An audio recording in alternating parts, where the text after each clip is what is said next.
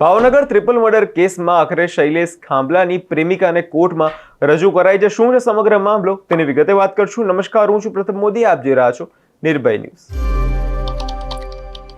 ભાવનગરમાં 5 નવેમ્બરના રોજ આવેલા કાચના તળાવ સામે આવેલી એક ફોરેસ્ટ કોલોની પાસે એસીએફ શૈલેષ ખાંભલાએ પોતાની પત્ની, પુત્ર અને પુત્રીની તકિયાથી મોં દબાવીને હત્યા કરી નાખી હતી. ત્યારબાદ ત્રણેયને ઘરથી 20 ફૂટ દૂર એક ખાડામાં દાટી દીધા હતા. જો કે આ સમગ્ર મામલો 16 નવેમ્બરના રોજ સામે આવ્યો હતો, જેના કારણે સમગ્ર ગુજરાતમાં આનો રોષ ફેલાયો હતો. જે બાદ આજે હત્યા કેસમાં આખરે શૈલેષ ખાંભલાની પ્રેમિકાને કોર્ટમાં રજૂ કરવામાં આવી હતી, જેમાં એડિશનલ સિવિલ જજની કોર્ટમાં બીએનએસ કલમ 183 મુજબ બંધ બારણે તેનું નિવેદન લેવામાં આવ્યું હતું. આપણે થોડા સમય પહેલા જોયું હતું કે આ કેસમાં પોલીસને વધુ માહિતી મળી હતી કે વનકર્મી પ્રેમિકા સાથે ભાગી જવા બંનેએ પોતાના પાસપોર્ટ તૈયાર કર્યા હતા. પોલીસે વનકર્મીની પ્રેમિકાની પૂછપરછમાં કબૂલ્યું હતું કે પરિવારની હત્યા કરી દિવસો દરમિયાન પણ આ આરોપી તેની સાથે સતત કોન્ટેક્ટમાં હતો. અને યુવતીની જો વાત કરીએ તો દાહોદમાં બદલી થઈને ફોરેસ્ટ અધિકારી જૂનાગઢમાં તેને પોસ્ટિંગ આપવામાં આવે છે. ત્યારબાદ તે ચાર્જ સંભાળે છે, પરંતુ અચાનક જ એક દિવસ તેને એક ખૂબસૂરત વનકર્મી યુવતી મળે છે અને એક બીજા સાથે તે વાત થાય છે. ધીમે ધીમે આ પરિચય મિત્રતામાં પરિણમે છે અને મિત્રતા બાદ બંને એકબીજાને મનમોહક રીતે ચાહવા લાગે છે. તેમજ સાથી જીવવા અને મરવાના જે સપના છે આ બંને એકબીજા જોડે જોવા લાગ્યા હતા. બંનેના પ્રેમ સંબંધને 4 વર્ષ જેટલો જે સમય થઈ જાય છે, પરંતુ ફોરેસ્ટ અધિકારી પરણિત હોવાથી, 2 સંતાનનો પિતા હોવાથી પારિવારિક તેને કંટાળારૂપ લાગવા લાગે છે. આ કાંટો કાઢવાની જગ્યાએ આંગળી રાત્રે પોલીસ જે અધિકારી છે તે પ્રેમિકાને ફોન કરીને કહે છે કે હું કોઈ પણ સંજોગોમાં કોઈ પણ કામ કરું તો તું મને અપનાવીશ કે નહીં. ત્યારબાદ તેણે વિદેશ જવાના પ્લાનિંગ સાથે બંને પોતાના પાસપોર્ટ પણ તૈયાર કરાવી લીધા હતા. ફોરેસ્ટ અધિકારીના પ્લાન આડે હાથે સુરતમાં રહેતા તેના પત્ની, પુત્ર અને પુત્રી આવ્યા અને તે અડચણરૂપ બનતા હતા. આ દરમિયાન દિવાળીના વેકેશનમાં પરિવાર સુરતથી ભાવનગર આવે છે અને ફોરેસ્ટ અધિકારી એક ષડયંત્ર રચે છે, જેને 5 નવેમ્બરના રોજ હત્યાને આ આરોપી અંજામ આપે છે.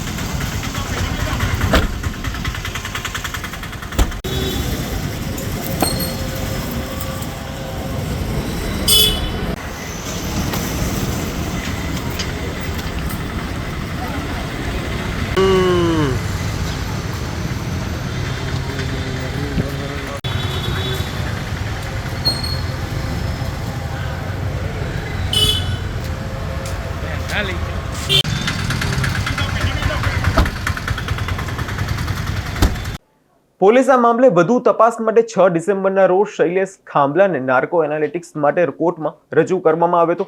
પોલીસે નાર્કોની માંગણી કરી હતી, ત્યારે શૈલેષ ખાંભલાએ નાર્કો કરાવવા અંગે ના પાડી દીધી હતી, જેના વિચારણા કરવા માટે કોર્ટે જે 3 દિવસની તેને મુદત પણ આપવામાં આવી હતી અને શૈલેષ ખાંભલાને જે ફરી કોર્ટમાં રજૂ કરાવવી છે જેવી વાત તે સમયે થઈ હતી. આ અંગે પોલીસે નિવેદનમાં જણાવ્યું હતું કે ભાવનગરના કાચના મંદિર સામે આવેલી ફોરેસ્ટ કોલોનીનો બનાવ છે અને ખાંભલાએ ભરતનગર પોલીસ સ્ટેશનમાં 7 નવેમ્બરે ગુમ થયાની જ્યાં અરજી કરી હતી, જેથી વધુ વિગત એવી હતી કે તેની પત્ની અને તેની પુત્રી અને તેનો પુત્ર ગુમ છે. ગુમ થયાની ફરિયાદ દાખલ કર્યા બાદ એસીપીનો સીધી દેખરેખ હેઠળ જે એક ટીમની એક રચના કરવામાં આવે છે અને ટીમ તેના અંગત બાતમીદારો અને સીડીઆરને એનાલિસિસથી જાણવા મળે છે કે શૈલેષ ખાંભલાનું સરકારી ક્વાર્ટર્સમાં જ છે. તેના આંગણાના ભાગે ખાડો ખોદીને જે પૂરી દેવામાં આવ્યો હતો. તેના ઘરની 20 ફૂટ પાસે જે ખાડો ખોદાયો હતો અને ઇનપુટ મળતા પોલીસે તેને વેરિફિકેશન માટે જે સ્ટાફને ડિપ્લોય કરીને ચેકિંગ હાથ ધરે છે.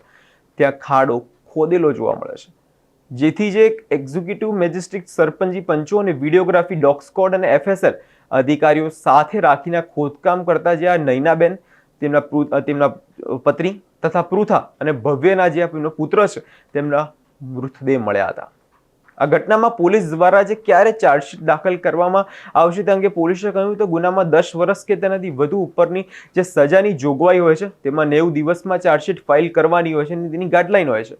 તેને અનુસરવામાં છે. ટોટલી જે આ પુરાવા છે તેને મેળવીને પુરાવા મેળવેલા કેસને કોર્ટમાં જે રજૂ કરીને આરોપીને કડકમાં કડક સજા થાય તેવી લોકો માંગ જે કરી રહ્યા હતા અને આ પુરાવા મેળવવાની કામગીરી હાલ અત્યારે ચાલુ થઈ ગઈ છે. આપણે જોયું કે આ મામલામાં કારણે સમગ્ર ગુજરાતમાં આનો વિરોધ થયો હતો. ભાવનગર હોય કે સુરત હોય, જ્યાં રબારી સમાજ છે તે ખૂબ રોષે ભરાયો હતો અને એસીએફ સાથે આ પ્રેમિકાનો શું રોલ છે તે દિશામાં અત્યારે વધુ પોલીસ તપાસ હાથ ધરી રહી છે અને આ જે પ્રેમિકા છે તેને આજે કોર્ટમાં જે બંધ બારણે પૂછપરછ માટે પણ બોલાવવામાં આવી હતી. હવે વિષય લઈને તમારો શું અભિપ્રાય છે તે કમેન્ટ કરી જરૂર જણાવજો અને અમારી ચેનલ નિર્ભય ન્યૂઝને લાઇક, શેર અને સબસ્ક્રાઇબ કરવાનું ભૂલશો નહીં.